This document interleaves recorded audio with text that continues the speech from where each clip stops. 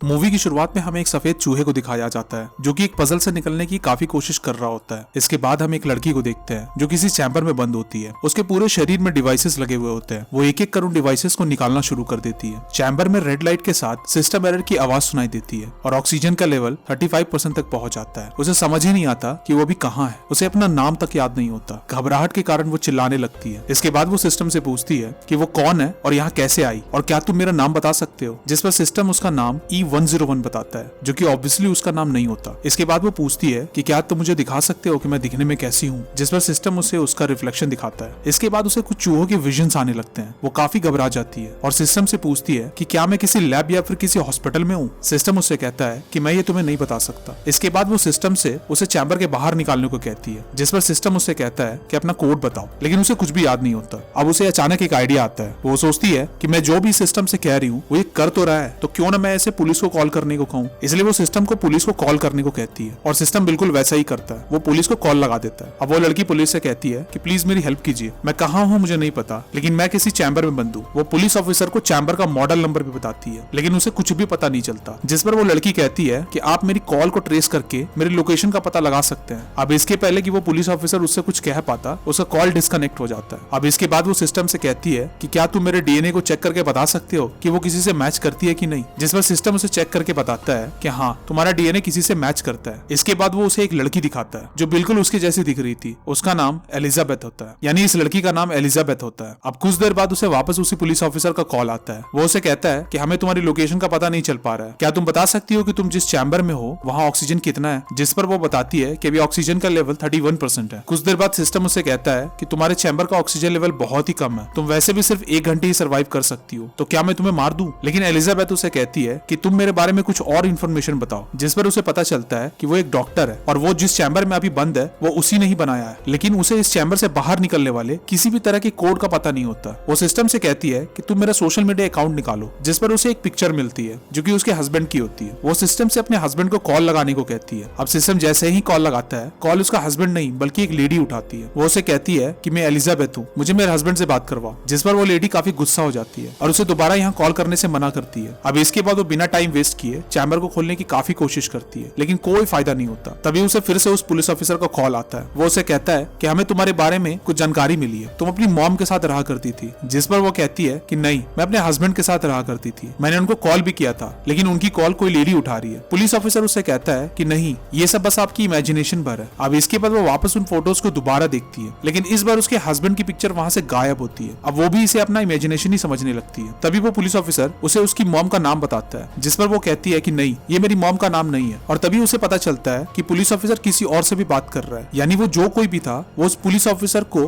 गलत इन्फॉर्मेशन देने के लिए फोर्स कर रहा था। और तभी कॉल डिस्कनेक्ट हो जाती है। अब जब वो सिस्टम से पुलिस ऑफिसर की कॉल वापस प्ले करने को कहती है, तब वो बिल्कुल श्योर हो जाती है कि कोई तो वहां मौजूद था जो पुलिस ऑफिसर को गलत इन्फॉर्मेशन देने के लिए फोर्स कर रहा था। अब इसके बाद एलिजाबेथ को अपने हस्बैंड के विजन्स आने लगते हैं। वो देखती है कि उसका हस्बैंड काफी बीमार दिख रहा था। वो ये सब देखकर काफी परेशान हो जाती है और तभी उसे एक कॉल आती है और इस बार ये कॉल उसी लेडी की होती है जिससे उसने कुछ देर पहले ही उसे कॉल करने से मना किया था। वो लेडी उसे कहती है कि तुम्हारा हस्बैंड मर चुका है, जिस पर एलिजाबेथ उसे कहती है कि नहीं, तुम झूठ बोल रही हो। वो लेडी कहती है कि नहीं, मैं सच बोल रही हूँ, तुम जिस चैम्बर में बंद हो मुझे उसका कोड भी पता है, जिस पर एलिजाबेथ उसे कोड मांगती है और वो लेडी उसे कोड दे भी देती है। अब जैसे ही वो सिस्टम से कोड लॉगिन करने को कहती है, वो लेडी उसे ऐसा करने से मना कर देती है। वो उसे बताती है कि तुम अभी स्पेस में हो और जैसे ही तुमने अपना चैम्बर ओपन किया तुम मारी जाओगी। एलिजाबेथ उसे पूछती है कि आखिर मैं स्पेस में कैसे आ गई, जिस पर वो लेडी उसे कहती है कि अर्थ कुछ ही सालों में खत्म होने वाली थी, इसलिए हमने इंसानों के लिए दूसरे ग्रह की खोज की और नए जीवन की शुरुआत के लिए हमने तुम्हें चुना, लेकिन सिस्टम में खराबी की वजह से तुम हाइबरनेशन मोड से जाग गई। अब इसके बाद वो उस पुलिस ऑफिसर के बारे में पूछती है कि आखिर उसे झूठ बोलने के लिए कौन फोर्स कर रहा था, जिस पर लेडी उसे कहती है कि हमारे साइंटिस्ट को पता है कि तुम्हारे चैम्बर की ऑक्सीजन सप्लाई जल्दी खत्म होने वाली है, इसलिए वो तुम्हारा ध्यान डाइवर्ट करना चाह रहे थे ताकि तुम और डरो और तुम्हारे ऑक्सीजन का लेवल जल्दी से खत्म हो जाए और तुम मारी जाओ, क्योंकि इसके अलावा उनके पास और कोई दूसरा रास्ता नहीं है। अब ये सब सुनकर एलिजाबेथ काफी उदास हो जाती है, लेकिन वो लेडी उसे कहती है कि तुम उदास मत हो, अगर तुम सच में जीना चाहती हो तो खुद को वापस हाइबरनेशन मोड में डाल दो, जिस पर एलिजाबेथ ऐसा करने के लिए तैयार हो जाती है और उसे हाइबरनेशन में कैसे जाया जाए ये पूछती है। अब जैसे ही वो लेडी उसे हाइबरनेशन के बारे में बताने वाली होती है, वहाँ कुछ लोग आ जाते हैं। वो जल्दी से एलिजाबेथ से कहती है कि ऑक्सीजन लेवल 2% होने से पहले ही तुम हाइबरनेशन में चले जाना, वरना तुम नहीं बच पाओगी। और इसके बाद उसकी कॉल डिस्कनेक्ट हो जाती है। अब एलिजाबेथ हाइबरनेशन के बारे में याद करने की काफी कोशिश करने लगती लगती है, लेकिन कोई फायदा नहीं होता। और तभी उसे उसके हस्बैंड की विजन्स आने लगते हैं। वो देखती है कि एक भयानक वायरस के कारण उसके हस्बैंड की मौत हो जाती है। अब वो विजन से बाहर आती है और सिस्टम से पूछती है कि क्या मैं ही सिर्फ यहाँ अकेली हाइबरनेशन मोड में हूँ, जिस पर सिस्टम रिस्पॉन्स करता है कि नहीं,